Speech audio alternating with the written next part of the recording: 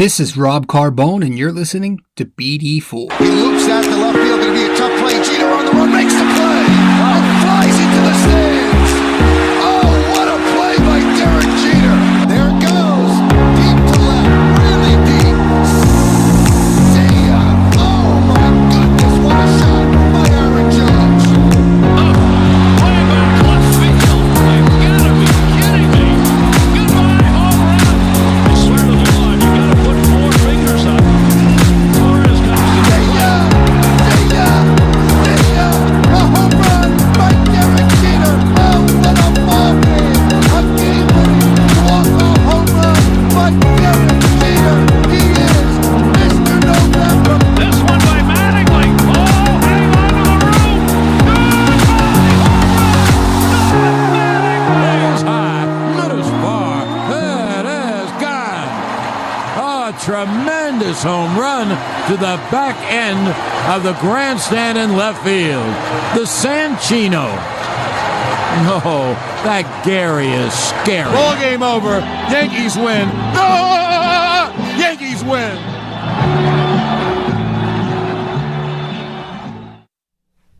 Yes. This is the kind of baseball I've been waiting for. It's probably the kind of baseball you've been waiting for. Everybody has been waiting for from the New York Yankees. And shit, we get it. We've been getting it for over a week now. And especially these last three games where they've just beaten the shit. Beaten the Jays to a pulp. The cocky Jays. Wow. That was fun.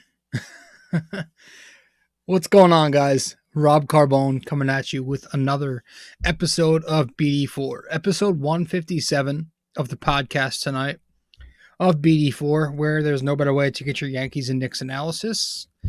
I hope everybody's doing good. Hope everybody's doing well. It is a Thursday night as I am recording this, literally just after the final pitch was thrown in Game 3.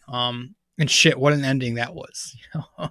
Some regression to the mean by John Holder and Chapman, making it interesting as per usual, but as per usual, getting the job done.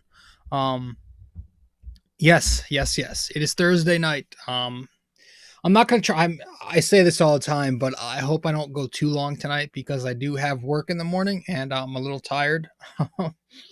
But I haven't done much lately besides fucking play video games anyway, which is a pain in the ass. I try so hard to limit my time on the sticks, but the 2K21 just came out. Been playing that. The fucking PlayStation 5. I believe the PlayStation 5 is now available for pre-order. I'm not sure. I'm still kind of split on whether or not I want to get that. I might purchase it probably more down the line, maybe around Christmas, but I'm sure that's going to be the time where everybody gets it. So it'll probably be sold out by then, as well as it is. I'm sure right now it's kind of impossible to even pre-order. But shit, people are fucking talking about the PS5. And dude, the last time we had a next gen game console come out, it was the PS4 for me that I bought. And I went from Xbox 360 to the PS4. Over the years, I've jumped between back and forth, but I'm full-time PlayStation now. But I remember exactly the same thing happened. Everybody was trying so hard to find that PlayStation 4, and that shit was sold out everywhere. I got it. I want to say it came out towards the end of the year, but I got it, in January of the following year. I don't even remember the exact year. That's how long ago it feels. But yeah, it's crazy. Now we're already talking about a PlayStation 5, and I'm sure Sony's already working on a 6. Shit, maybe a 7 at the moment. That's how quick this shit goes. But the next generation is here, and I'm sure it's going to be crazy. It's going to be nuts. Between the graphics, the gameplay, just the motor on the thing. Oh, man. So I'll probably end up purchasing one more down the line, maybe when the price drops. I would have to sell my PS4, though. I'm telling you, man. I don't have money out the ass like some of you people, but they don't pay me enough on here on the podcast. But hey, maybe I'll keep winning on DraftKings. Maybe DraftKings will help me out. You guys been watching the NBA playoffs?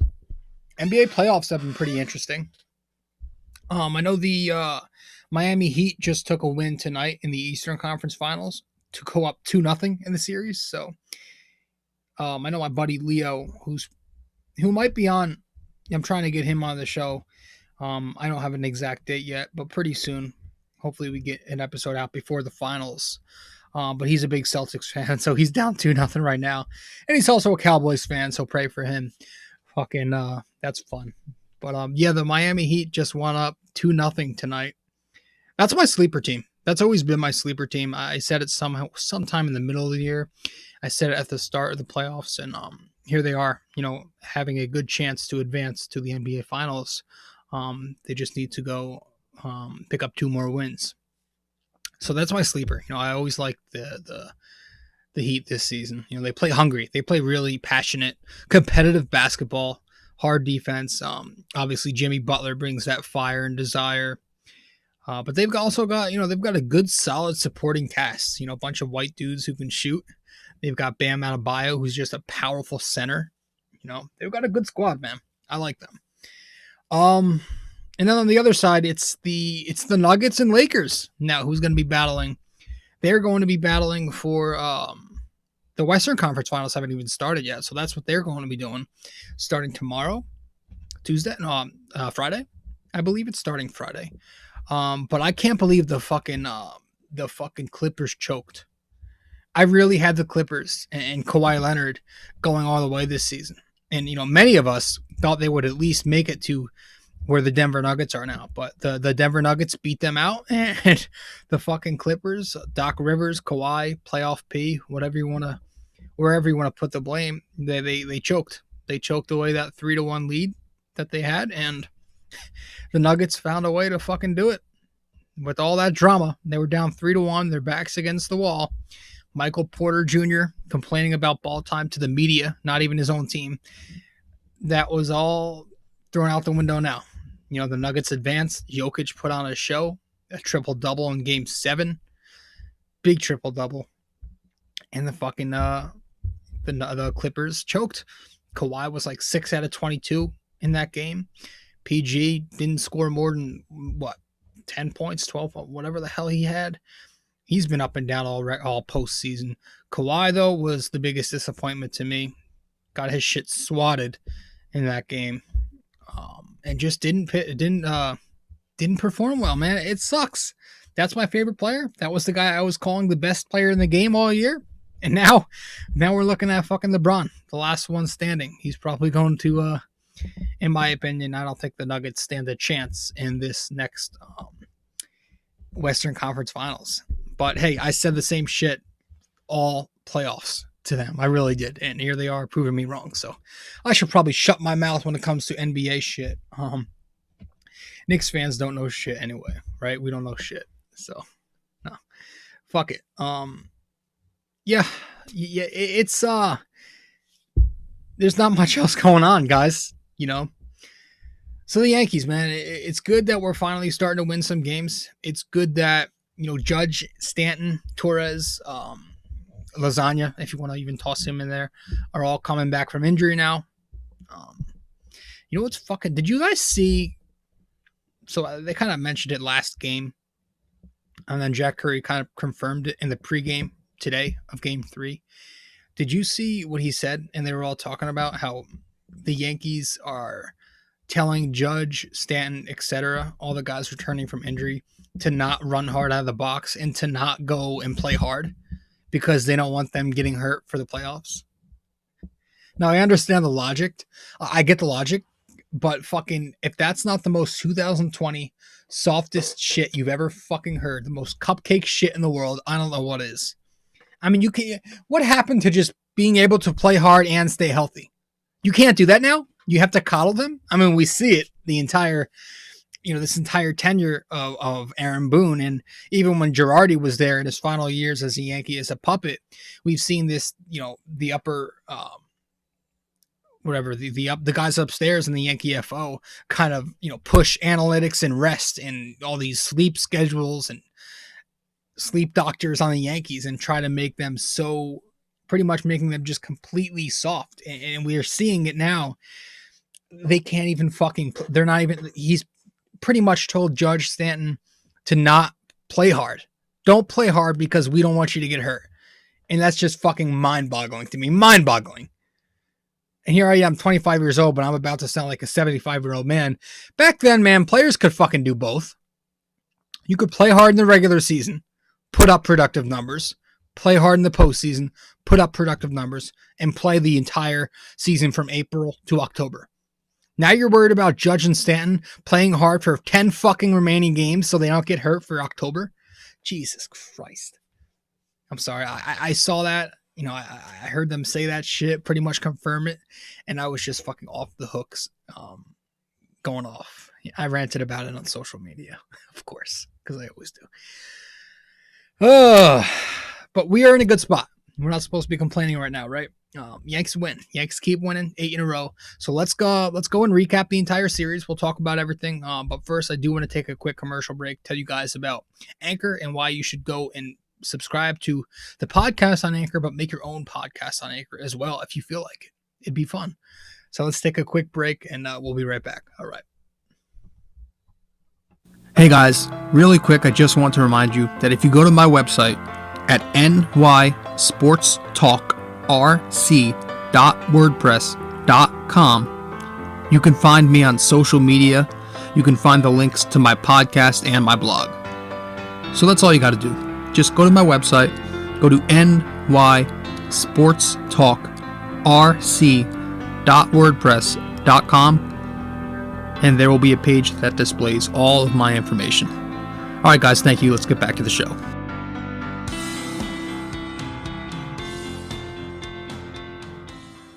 Hey, guys, if you haven't yet, please go to anchor.fm. You can subscribe to the podcast there, or if you want, you can start your own podcast. Anchor has all the stuff that you need to make a podcast. They'll share it for you as well, and they will pay you for making a podcast on their platform. Just go to anchor.fm or download the Anchor app. Thanks, guys. Let's get right back into that show.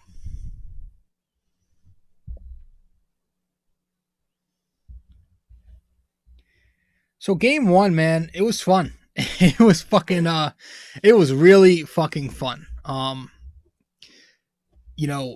First of all, you had Davy Garcia on the mound. So the Yankees won this one 20-6. Okay. But before we even get into the bats and everything, let's talk about Davy. Because fucking Davy Garcia, he has been just unbelievable for this Yankees team so far through 4 starts.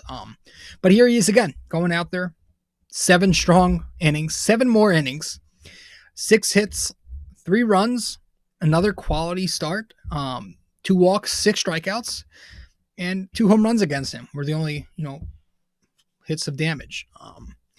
But yeah, he pitched great, and we're going to talk about him a little bit later. And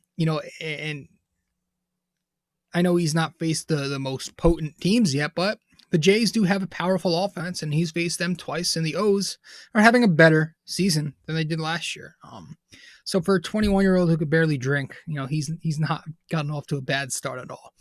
But the offense, man, this offense pounded out 20 runs, 3 fucking touchdowns, pretty much, against the Orioles. And man, it was, what was it? It was 16 hits, 7 walks as well, versus 9 strikeouts, and they were 7 out of 17 with runners in scoring position. It was that second inning, right, where they poured in 7 runs. There's so much I haven't even remember. I have to write it all down. In the second inning they had 7 runs where Voit and Hicks went deep to break it open pretty much. 5 runs in the third inning, 4 runs in the fourth inning, a run in the 6th, 2 runs in the 7th, and then 1 more run in the 8th to cap it off. But everybody chimed in. It's really hard to remember everything about this game because 20 fucking runs is hard to, dissect and go through everybody individually. But Yeah, against Walker and pretty much Yamaguchi. Those first two pitchers that Toronto used were just absolutely terrible. They gave up 14 runs. Not all of them are earned, but none of them pitched well regardless.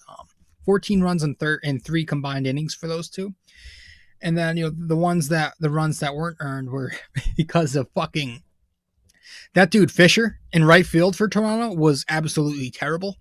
I mean, he made 2019 Clint Frazier look like a Gold Glover with the way he was fucking playing outfield out there. I'm not even kidding.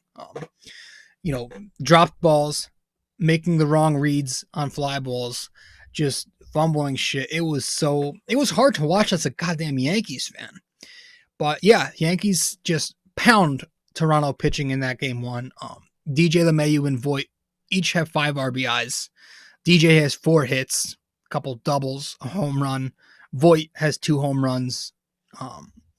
Frazier, Gary Hicks also each hit home runs. Stanton and Gio returned. Stanton was the only Yankee with no hits. He did walk. And Gio had 3 hits, a double, and a bunch of nice plays in the field, of course.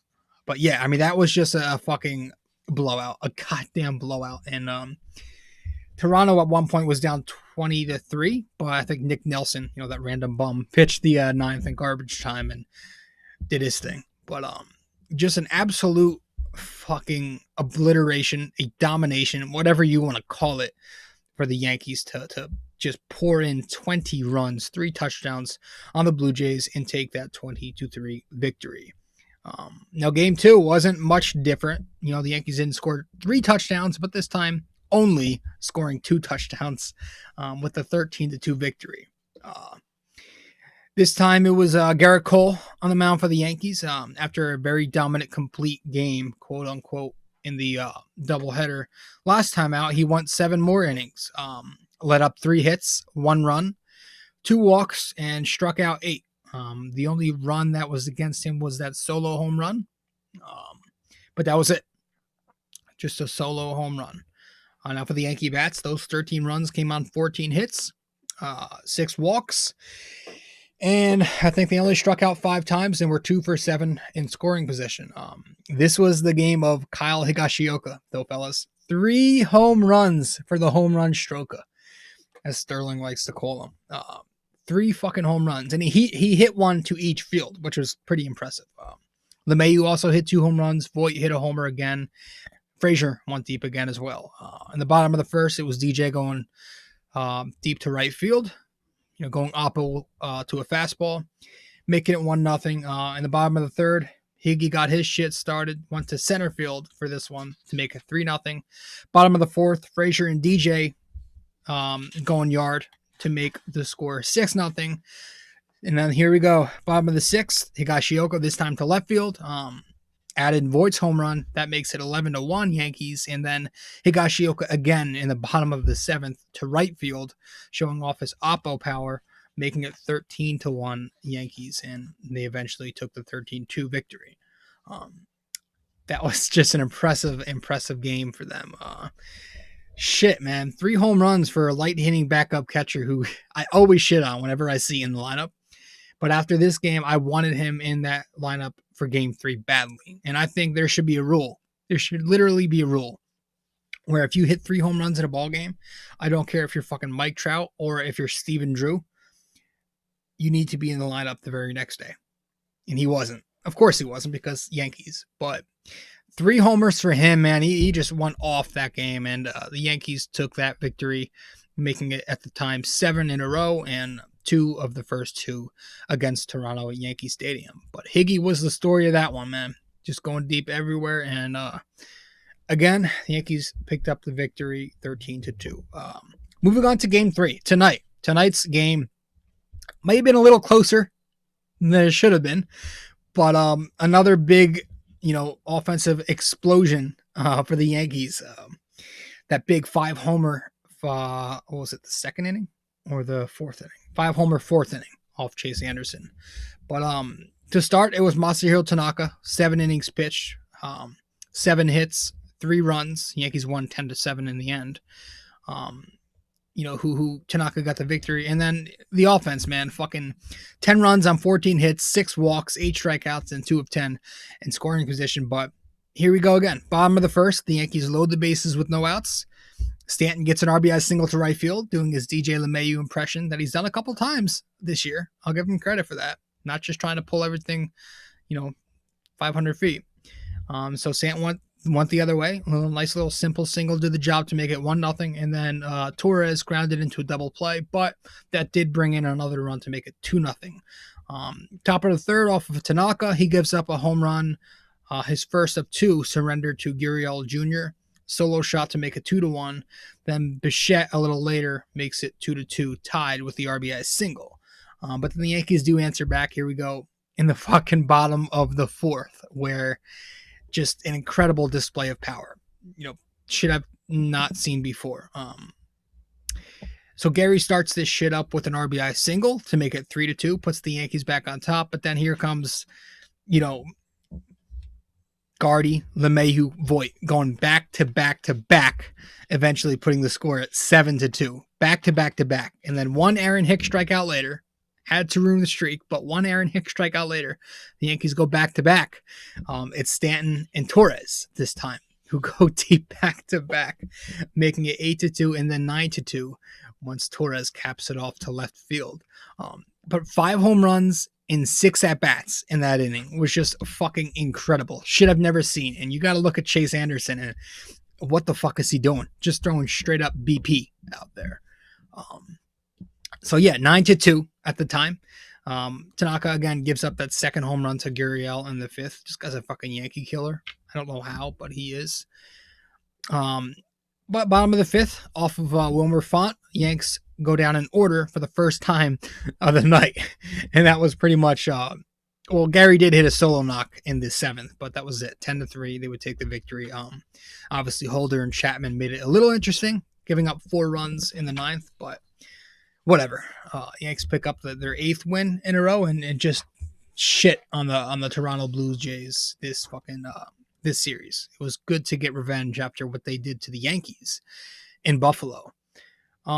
But yeah, man, let's start with our game 1 starter of this series. Davy Garcia. Again, he's just been so well. You really can't say enough into words as to how good he's been for this Yankees squad. And you could pretty much say he's solidified himself a spot in this rotation, in the postseason. I would like to think so. With James Paxton obviously now out for the season, and Garcia pitching so well, filling in for him, you have to believe he'll get that spot. His debut against the Mets, 6 innings, no runs. Then against Baltimore, his worst outing yet, 4 2/3, 4 earned runs, but then comes back in his last 2 outings and goes 7 innings in each of them. 2 runs against Toronto the first time, and then 3 a couple nights ago. So he's just been fucking great, man. And he's throwing strikes. He's got command, 4 walks versus 24 Ks in 25 innings almost. He's going deep into these games, pitching at least 6 innings in 3 of these 4 starts. And, outside of the results, man, you could see this kid. He just has that look. He has that major league look. He looks like a major league pitcher, looks like a big time pitcher out there. He's got this cool, calm, collected demeanor, but also this swagger out there when he walks around on the mound. He looks like the real deal for now. But of course, we've got to see this continue. We've got to see how this translates when he starts facing more elite teams. But right now, he looks pretty good, for a rookie who just got the call late in the season to help a team that was once struggling. So I love what I'm seeing from Garcia. As for fucking Garrett Cole, it's good to see him, in game 2, starting to find a rhythm now. That's 2 starts in a row where he's not let up a home run. And that's also 2 7-inning starts in a row. So he's just looked dominant. And really, if you go back to that 3rd start, before these last 2 starts where he was pitching really well for 5 innings and then kind of, got bit by Estrada's error, he's been dominant, man. He's just looked like a new guy. The home run issues seem to be fading again in these last 2 outings, so maybe he's kind of finding his rhythm. So that would be huge to get your number 1 millionaire pitching like a number 1 millionaire should be. And then you have Garcia pitching well on top of that. And everybody else is really pitching really good. Tanaka, again, tonight, just continuing his solid season. J Happ has not been a problem at all this year. Jordan Montgomery, probably the least effective Yankee starter, has had a very good season as well, though. So these guys are going out there and they're giving the Yankees chances to win ball games. And that's all you need. That's what you need. You just need them to have a chance to win. And then when you get an offense this hot, you're going to win games. And that's what they're doing right now, guys. Everybody's pitching well. 2 runs allowed per game during this 8-game win streak. But everybody's also just hitting the ball well, scoring about 9 runs per game during this 8-game win streak. Obviously setting the record tonight with 3 games in a row hitting at least 6 homers. 19 total homers in this 3-game series for the Yankees, an MLB record of 3 games in a row with at least 6 bombs. The offense is hitting the ball well. Guys like Higashioka are fucking chiming in with 3 homer games. Should this guy get more playing time? Hey, Gary's even starting to hit lately. He's starting to put up some numbers. So maybe we fucking get a little battle here for the postseason. I do have a feeling, though, in the postseason, the Yankees are going to use Higashioka. Can't fucking pronounce this guy's name a lot. But I do have a feeling they're going to use Higashioka a lot more than you would think. Not only because he's starting to hit, who knows if that lasts, but because he's a good catcher. And obviously he's got that thing going with Garrett Cole where the numbers are drastically different than when Cole pitches with Sanchez as opposed to Higashioka. So he's a good catcher. He calls a good game. It seems like pitchers like pitching to him. Excuse me. But outside of his catching, he's starting to show some pop. I know that the Yankees like his opposite field power that he displays occasionally, and I think he has like an average of 19 or 18 home runs per 162 so far in his brief career. So he does have some pop in him. So maybe he gets some time down the line in the postseason, right? A good defensive catcher who really likes that pairing with Garrett Cole. The Yankees like. But yeah, man, it's fucking been good. Obviously the offense is the talk of the town right now if you're a Yankees fan. You've got fucking everybody clicking. You've got everybody back, everybody healthy now, and it's looking good. Luke Voit is in the motherfucking MVP talk. He's probably the candidate right below Mike Trout. But you can make that case that Voit has that first place spot in the MVP race, but not saying he is or isn't the MVP. I'm just giving my just stating the facts, man. that he's had, he's hitting 283. The OPS is over 1,000. He's got 20 fucking home runs in this shortened season.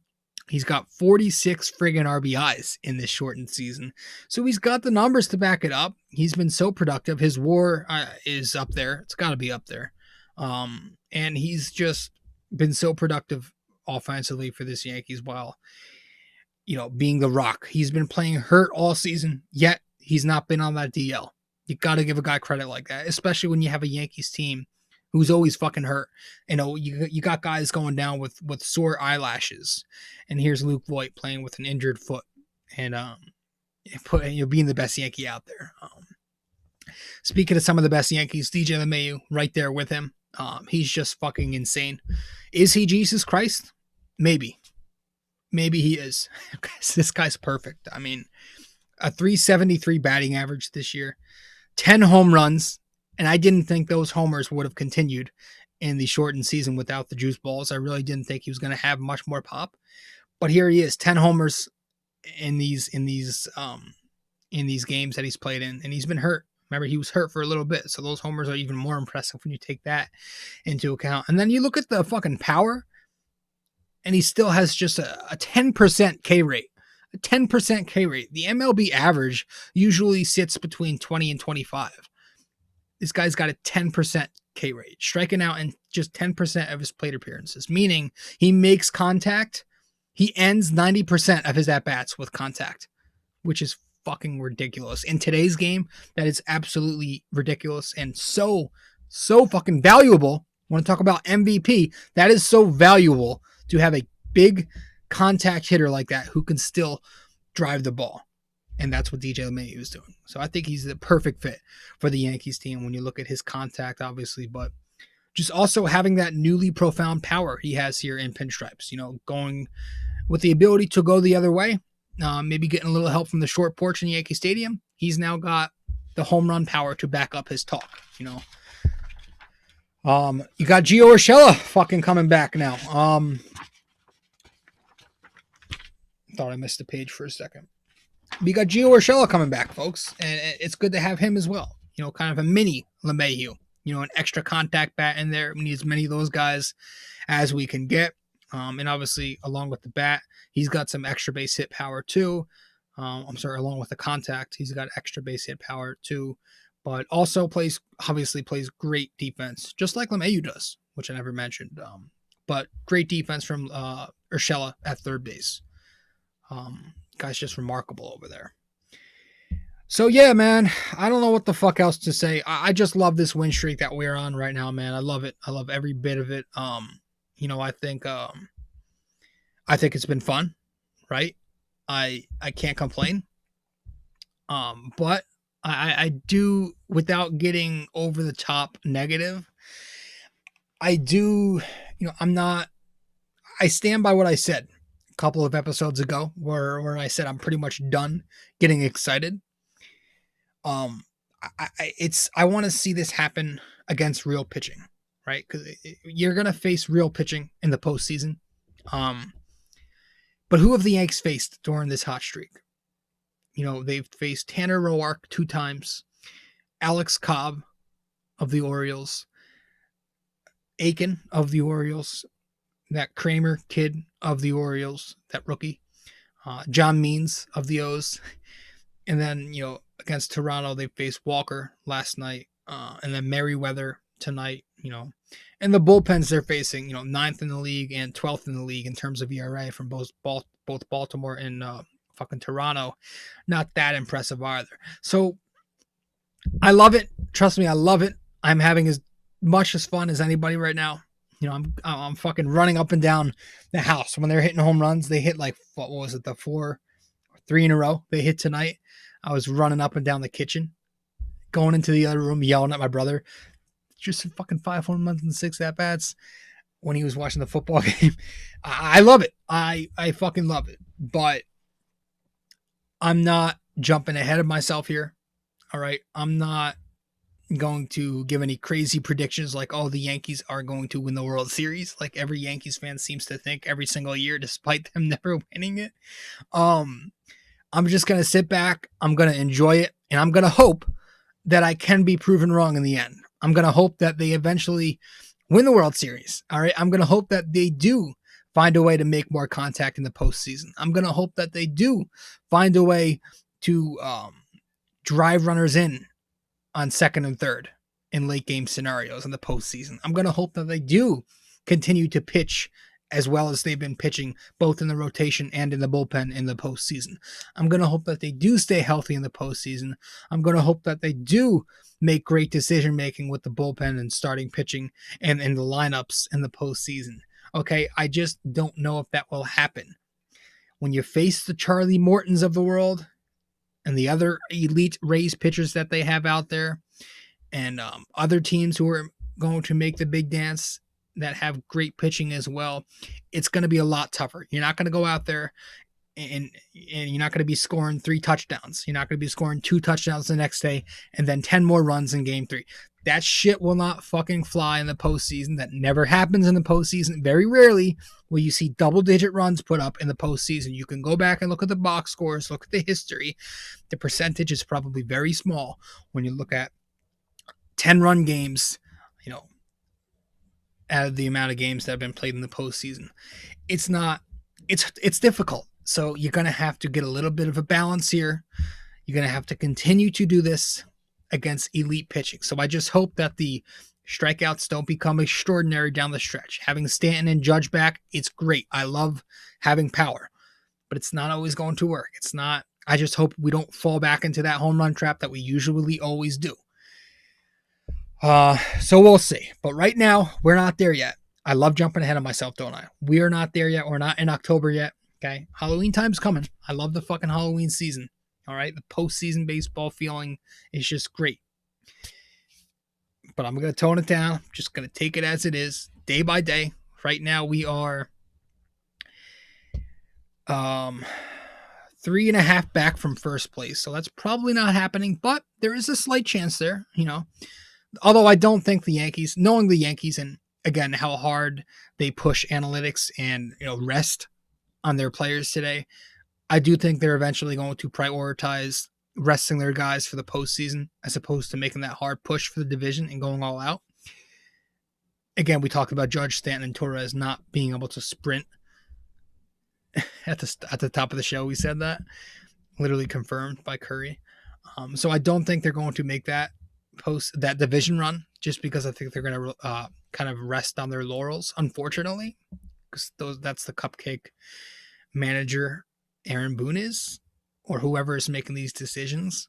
But right now we do have a decent lead for second. Okay, Toronto sweeping them in 3 puts us in a good spot. See, they're 6 back from first, but behind us by 2.5. So it's good to kind of put them in the rear view. For now, we still have 4 more games against them in Buffalo. So we have to finish the job. But right now, coming up for the Yankees, we've got to play the Red Sox. And they've been struggling all year. The Red Sox are, as it says here, 19-32, just not having a good season. Been abysmal, as many expected. So we've got to go out there and we cannot lose to them. I mean, if we're going to sweep teams, let's fucking keep it up against Boston. Okay. So that's pretty much what's going on lately, guys. That's pretty much it. Yeah, I mean, I just hope it continues. I just hope it fucking continues. I love this Yankees team. I hope it continues. Shit. Is that it? Is that all we've got for tonight?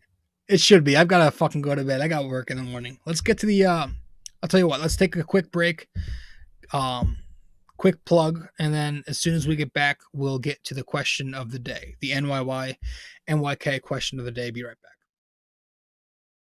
Really quick, I just want to remind you that if you go to my website at nysportstalkrc.wordpress.com, you can find me on social media. You can find the links to my podcast and my blog. So that's all you got to do. Just go to my website, go to nysportstalkrc.wordpress.com, and there will be a page that displays all of my information. All right, guys, thank you. Let's get back to the show.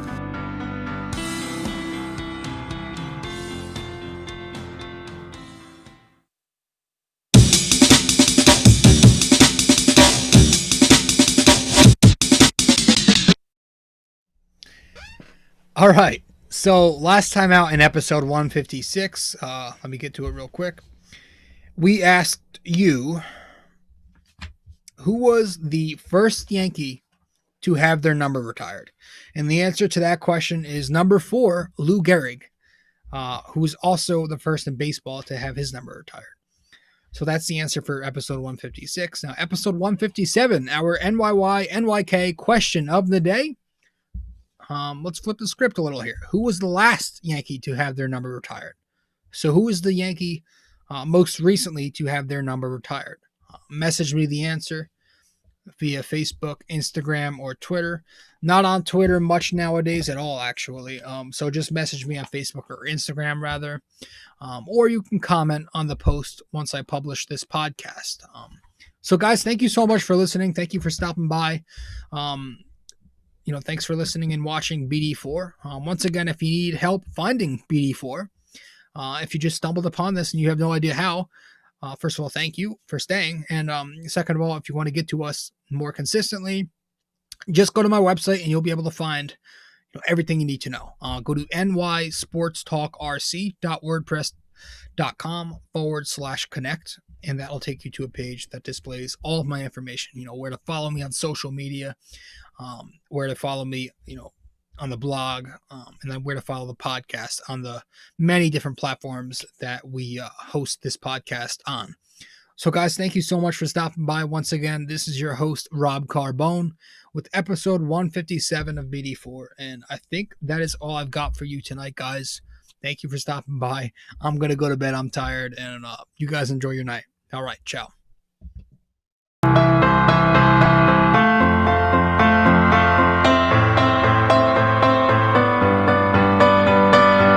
This podcast is sponsored by Anchor.